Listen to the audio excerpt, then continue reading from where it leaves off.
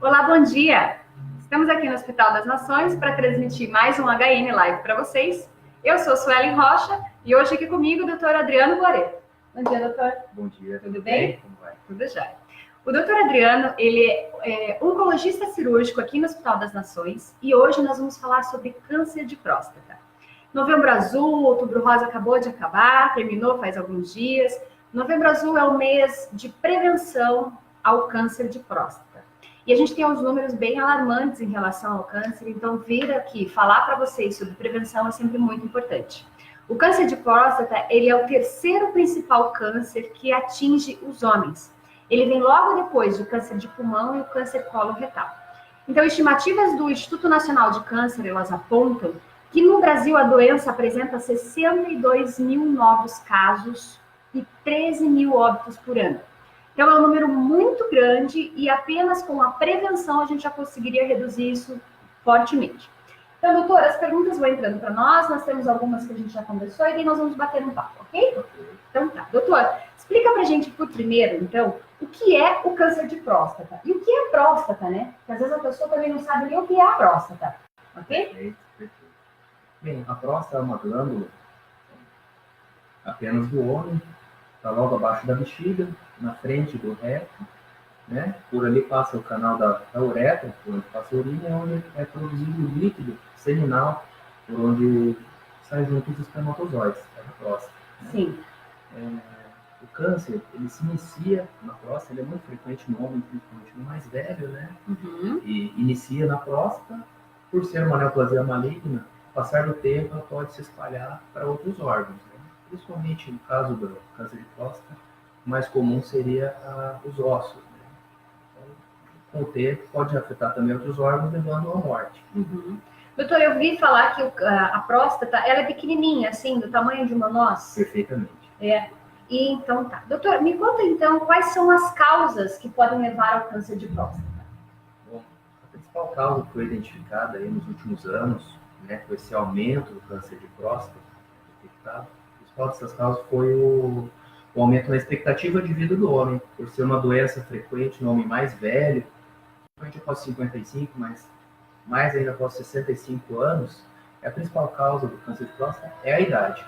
Fora isso, temos outros fatores, né? Genéticos. Como genéticos também, bastante envolvida a genética também, e os fatores de hábitos de vida, que contribuem muito para o câncer de próstata. Né?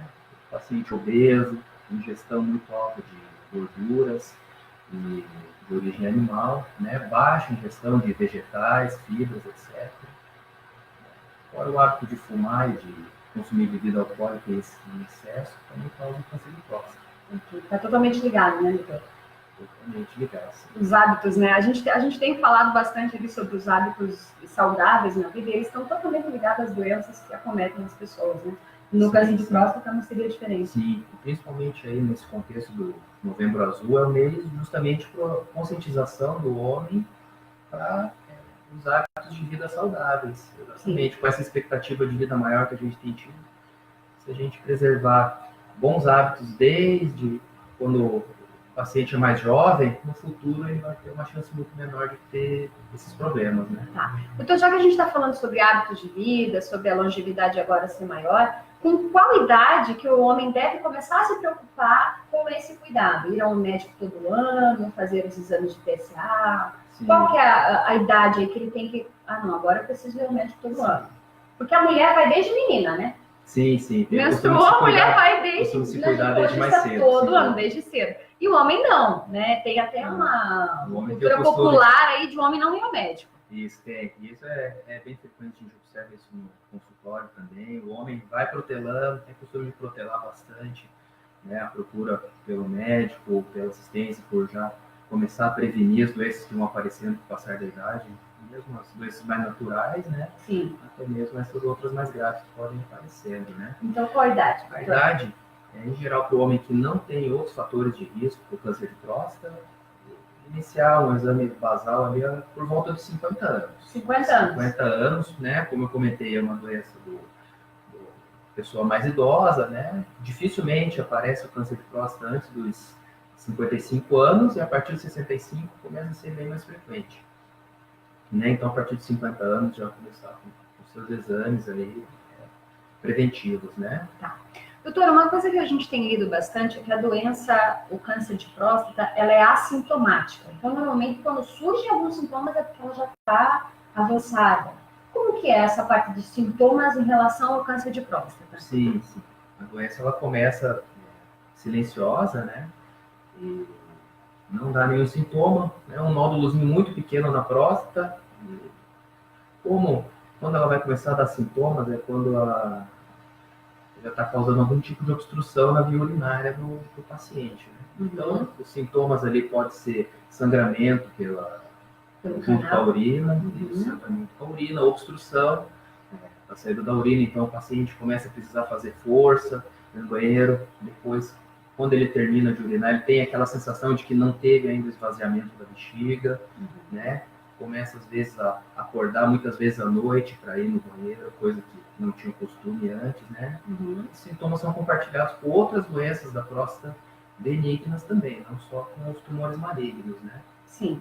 E, doutor, falando de tratamento, hoje o câncer de próstata, ele tem cura? Quando visto logo no início, como que está essa relação, tratamento em relação ao câncer de próstata?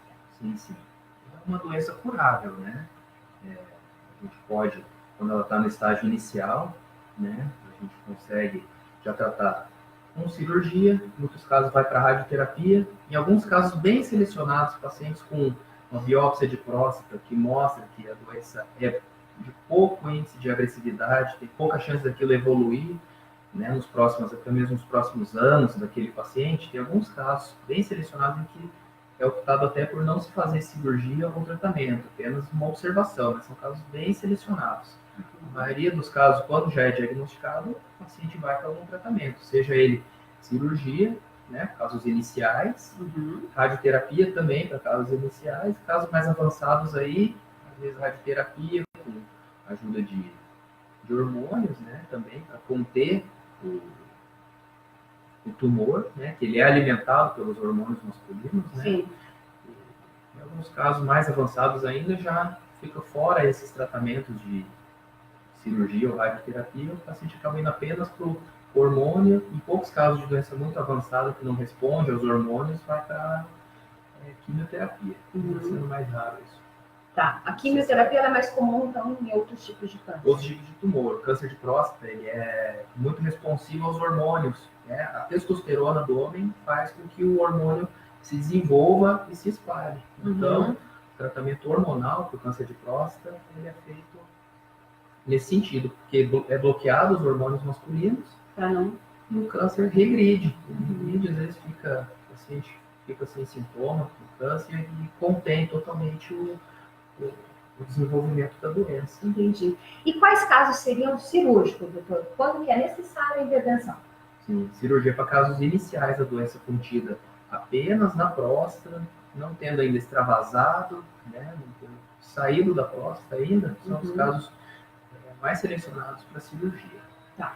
Então, cada caso é um caso, né, doutor? Sim. O paciente tem que vir, totalmente individualizado, né? Individualizado. O paciente, é importante vir fazer o exame do PSA também, fazer o toque retal, né? Que é exame que, né, o homem costuma... Pois é, já que o senhor começou a falar sobre isso, vamos entrar nesse assunto. Doutor, existe um grande preconceito em relação ao toque retal. Explica pra gente o que é o toque retal e ele é necessário em todos os casos de investigação de câncer ou é só em outras situações? Explica pra gente. Sim. Ele é necessário em todos os casos de investigação, sim. Faz parte do exame físico, assim como a gente, no exame físico do homem, palpa o abdômen, ausculta pulmão, coração, o toque retal também faz parte disso, né? Porque como a próstata fica logo na frente do reto, através do exame do toque, a gente consegue sentir a próstata, a parte posterior da próstata, que é onde o tumor é mais frequente dele aparecer. Então, normalmente ela fica mais dura, né, doutor? Por isso é necessário. Isso, é sentido um nódulo, né? A próstata, normalmente ela é pequena, né? Como você comentou, do tamanho de uma noz, né? Exatamente, ela tem uma consistência macia ao toque. Quando a gente vai fazer o exame e percebe uma área mais endurecida, um nódulo, a gente já suspeita que ali pode ter um tumor, né? E é um exame simples, né? Dura poucos segundos e já ajuda a gente É só o nessa suficiente detecção. para saber se ele está Sentir a consistência, o tamanho da próstata, a sua consistência, se tem algum nódulo suspeito para neoplasia. E posterior, doutor, fez o exame do toque retal, diagnosticou que ela está um pouco mais dura, mais densa. O que tem que fazer depois? Tem mais exames complementares, ressonância? O que faz depois? Sim, além do próprio PSA que foi feito, né, anteriormente, o principal exame, tendo detectado um nódulo no toque com o PSA aumentado, fazer um ultrassom da próstata, o exame inicial, e se tiver algum nódulo realmente suspeito, se fazer uma biópsia daquele nódulo de outras regiões da próstata, a pesquisa de um tumor, né? Aí, a partir desses resultados, que vai ser feito o... Isso. Caso seja confirmado o tumor, né, um câncer na próstata, aí sim são feitos outros exames. Um exemplo, a ressonância, né, ali da próstata, para a gente saber se tem a dimensão. Exatamente a dimensão, medir se tem extravasamento da próstata, se tem linfonodos aumentados ao redor, se tem invasão de outras estruturas, né? Perfeito. Doutor, e o exame de PSA? O que é esse exame? A gente tem ouvido falar bastante hoje em dia que o homem vai até o consultório, faz o exame de PSA e está livre do toque. Eles, né, costumam se falar isso, está bem na mídia. Então, o que é o exame do PSA? E ele isenta? Não, né? Você acabou de falar que todos é importante. Então, como que funciona? O que é esse exame de PSA? O PSA é uma molécula, uma proteína específica da próstata, né? É a sigla de antígeno prostático específico, né? Então, esse antígeno é produzido só pela próstata, não tem outros tecidos do organismo do homem. Então, quando no câncer de próstata, ele costuma se elevar o valor do PSA. Né? E ele é bastante usado para se detectar o câncer de próstata, e depois que ele é detectado, é através do PSA que a gente vai avaliando a resposta aos tratamentos. Né? Por exemplo, o paciente fez a cirurgia, retirou toda a próstata, é para o valor do PSA, e está em zero. Está em zero porque ele não tem mais próstata. Sim. Né? No caso de uma recidiva no futuro dessa doença, se acontecer, o valor do PSA vai começar a se elevar de novo. E a gente vai ver, vai suspeitar que pode estar voltando algum problema, entendeu? Então ele tem essa função. Primeiro, ajudar no diagnóstico, né? Um auxiliar no diagnóstico, né? Como a gente tinha falado antes, não é só ele que vai determinar, né? Mas depois um controle do tratamento é feito através do PSA. Né? Doutor, eu já li alguma coisa em relação às doenças que podem acometer a próstata, não só o câncer, né? Às vezes o toque retal também pode identificar outro tipo de situação. Que outras doenças que podem estar ligadas à próstata? Vamos falar agora em relação à saúde do homem, né? Sim, sim. O que seria importante de lembrar em relação a isso? Sim. A principal causa aí, que vai causar esses sintomas urinários no homem, de obstrução, tudo, é a hiperplasia benigna da próstata. Todo homem, com o passar do tempo, a próstata é uma glândula que ela não para de crescer. Como o canal da urina passa no meio da próstata, vai fechando o canal da urina. Então é muito comum no homem, a partir aí dos 60 anos, já começar a ter um nível de obstrução urinária, já vai ficando mais fraco. E através do toque, a gente vai percebendo que essa glândula está aumentada. Né? Aquele tamanho de uma noz era um paciente jovem, né? Com o passar do tempo, ela vai crescendo em todo o homem e vai causando isso. Também a gente avalia pelo toque também prostatites, quer dizer, inflamações, a paciente com queixa de dor pélvica, por exemplo, infecções urinárias de repetição também pode ser causada por infecções também na próstata. São as principais causas, são as infecções na próstata, o aumento benigno da próstata, que é o principal de todos, o mais frequente, e o câncer de próstata, que são as principais alterações detectadas pelo toque. Tá. Doutor, e dentro daqueles casos cirúrgicos que a gente comentou, como que funciona o pré-operatório do paciente e o pós-operatório? O que ele tem que fazer antes de fazer a cirurgia e o que vai acontecer com ele depois? Sim. Pré-operatório, a principal coisa do pré-operatório é a gente detectar se esse paciente a doença está contida apenas na próstata. Então a gente precisa, primeiramente, como a gente falou antes, um exame com uma ressonância para detectar se essa doença está contida ali ou se já está espalhada localmente, e exame de outras partes do corpo. Foi falado lá no começo, né, que a doença principalmente se espalha para os ossos, né? Então, exames também da parte do esqueleto do paciente, para saber se ele tem alguma lesão suspeita, que tenha saído da próstata e ido parar, né? Os ossos e outras partes do corpo também. Às vezes, tomografia do tórax, abdômen, né? Para a gente ver se essa doença pode ter saído da próstata. Se tiver saído da próstata, a gente já vê que a cirurgia não vai trazer benefício para esse paciente, né? Então, um outro tratamento seria Isso, se os exames detectarem que a doença está apenas ali, aí sim, a indicação de fazer cirurgia ou radioterapia, né? E antes da cirurgia em si, ele vai fazer aqueles exames, são os pré-anestésicos normais, né? De sangue, coração. Isso, como já é um paciente, em geral, uma doença, um Idoso. paciente mais idoso, vai precisar, né? Exames da parte cardiológica, tudo, é uma anestesia, uma cirurgia de grande porte, muitas vezes é uma anestesia mais prolongada, né? Então vai precisar todos esses pré-operatórios, mas de rotina para qualquer cirurgia de grande porte. E se não está bem, acompanha, trata Aí, até exatamente, aí se o paciente às vezes não tem condições com a cirurgia, ele acaba indo para outras opções de tratamento, né? Que hoje em dia, né? Pelo que a gente tem atualmente, tem uma tendência bem grande a gente ter outras alternativas com índice de cura também alto, né? Mas quando é possível fazer cirurgia, sim, pode estar indicado também. Claro. E doutora, a cirurgia em média, ela leva quanto tempo para ser feita? A cirurgia da próstata? Pelo menos aí umas 3 a 4 horas, né? De cirurgia, correndo tudo bem. Uma cirurgia delicada dentro da pelve, que é um espaço bem pequeno, né? A uretra, um canalzinho bem Ela é feita pequeno. via abdômen, doutor? Como que ela é? Existem várias técnicas, né? A gente pode ser feito tradicional, o vídeo também com corte cirurgia aberta por laparoscopia, cirurgia por laparoscopia. Atualmente tem alguns centros aí que fazem cirurgia por robô, né? Ainda é bem restrito, mas tem feito bastante por laparoscopia. As robóticas estão com um avanço muito grande, né, doutor? Sim. E, doutor, quanto tempo o paciente vai ficar em média internado? Ele fez a cirurgia, ele precisa saber quanto tempo ele vai ficar no hospital, porque o pessoal tem um receio de ficar internado, né, doutor? Sim. Quanto tempo ele vai ficar? O paciente fica depois da cirurgia usando uma sonda, né? Porque como é retirada a próstata, é preciso fazer a anastomose, né? Da uretra, o canalzinho da urina entre a bexiga e a uretra ali na base do pênis, né? Então vai ficar usando uma sondinha, né, por alguns dias, em geral, prevenção de infecção. Então o paciente fica numa média aí de 3 a 5 dias internado. Não é muito, a partir não. da data da cirurgia. É que muitas vezes o paciente pode ir de alta com essas sondas, tudo, e depois volta para o hospital ou no consultório mesmo. Então, isso eu ia te perguntar. Como que funciona depois? Ele pode voltar às atividades normais dele em 15 dias, 30 dias? Como que funciona? É variável de acordo com a técnica que foi usada, né? Normalmente, quando é feita cirurgia por laparoscopia, por corte, né? Cirurgia aberta é um período um pouquinho maior, às vezes leva uns 3 a 6 meses para ele conseguir estar voltando bem ativo, né? Inclusive com atividade física e tudo. E as cirurgias laparoscópicas levam um tempo menor, aí, a partir aí dos 15 dias ele já está conseguindo voltar a atividades mais sedentárias, aí, às vezes de trabalho, tudo que ele já consegue fazer. Cada caso vai ser um caso. É totalmente individualizado. Totalmente individualizado.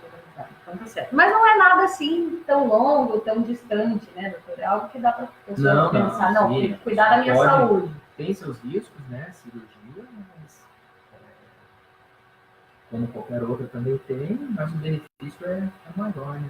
No final das contas, e assim, a partir do momento que ele passou por aquele tratamento e superou e está recuperado, a vida é normal, né? Com certeza, tá certo. Existe também, doutor, agora me veio a pergunta, algum efeito colateral que a cirurgia da próstata possa causar no homem depois? Tem seus riscos, né? Os principais aí, fora os riscos de qualquer outra cirurgia, como sangramento, infecções, abertura de pontos, deiscências, né? Sim. Etc. Né? Pode também acontecer os riscos específicos da cirurgia da próstata, né? Os mais temidos aí, no caso do homem, é a incontinência urinária, né? Quer dizer, a perda do controle da urina, e o pior para o homem, né, em geral, é a impotência sexual, que também é uma possibilidade, porque os nervos que vão fazer com que eles passam por dentro da próstata, né? Os nervos responsáveis pela ereção passam por dentro. Então, como eu comentei, é uma cirurgia bem delicada, né? E é preciso tomar bastante cuidado para que sejam todas as estruturas preservadas, né? Nem sempre é possível, porque às vezes os tumores estão, na hora da cirurgia a gente vê que não está envolvendo essas estruturas e daí fica mais difícil. Por isso é tão importante a prevenção, né, doutor? O paciente tem que vir para o consultório, tem que vir se cuidar, descobrir a doença no início, facilita tudo, né, doutor? Sim, tudo que é pego já no começo, certamente o tratamento também vai ser mais simples. Isso né? é uma premissa já, acho que basicamente em todos os cânceres, de modo geral, né? Sim, Pegou sem no dúvida. começo do tratamento da doença, é muito mais fácil Sem de conseguir dúvida, uma cura. desde o câncer de pele até o de pulmão, se a gente pegar ali no começo, né, é muito mais fácil. Muito né? mais fácil de tratar. Mesmo tumores que sejam do tratamento mais simples, né, como o caso que estava falando, câncer de pele e não melanoma, né, Sim. a gente ainda assim, se pegar no começo, as cirurgias são menores, né, os tratamentos são menos prolongados, né, se for necessário.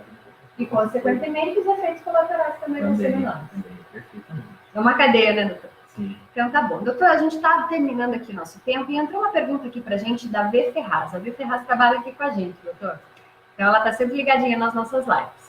Ela pergunta, bom dia, doutor.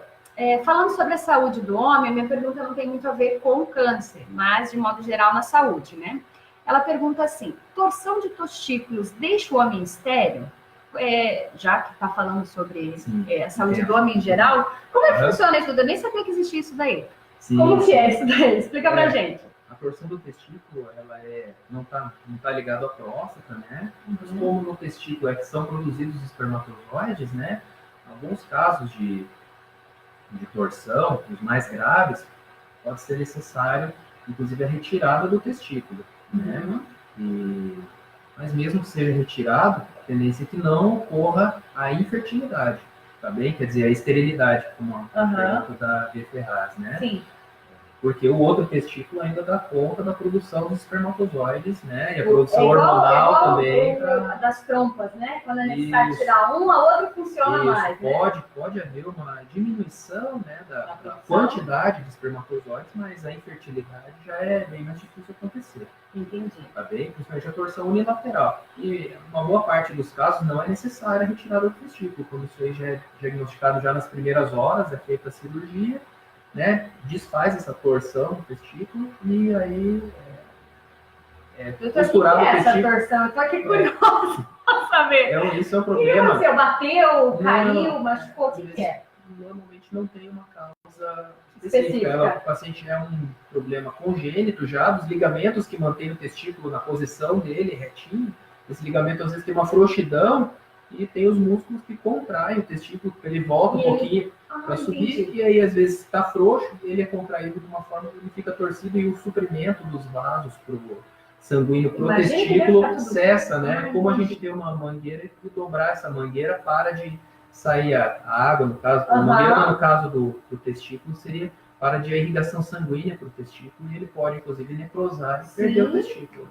Mas é difícil que isso aconteça dos dois lados, né? Mas normalmente é assintomático, né? A pessoa aconteceu, causador, ela vai ter que ir ao médico. Isso é uma dor imediata, uma dor muito forte, né? E ele já vai pro médico, ele já tem que, cerca de umas 12 horas no máximo, ele tem que estar sendo operado. Tá então, certo. Respondido, então, né, para nossa querida V. Doutor, em relação ao câncer de próstata, que recado que você quer deixar hoje para os nossos homens que estão aí nos assistindo, para as nossas mulheres, que são elas que cuidam, né? São elas que levam os homens em geral, né? As filhas, as tias, né? Cuidem dos seus amigos, seus maridos, seus familiares de modo geral, né?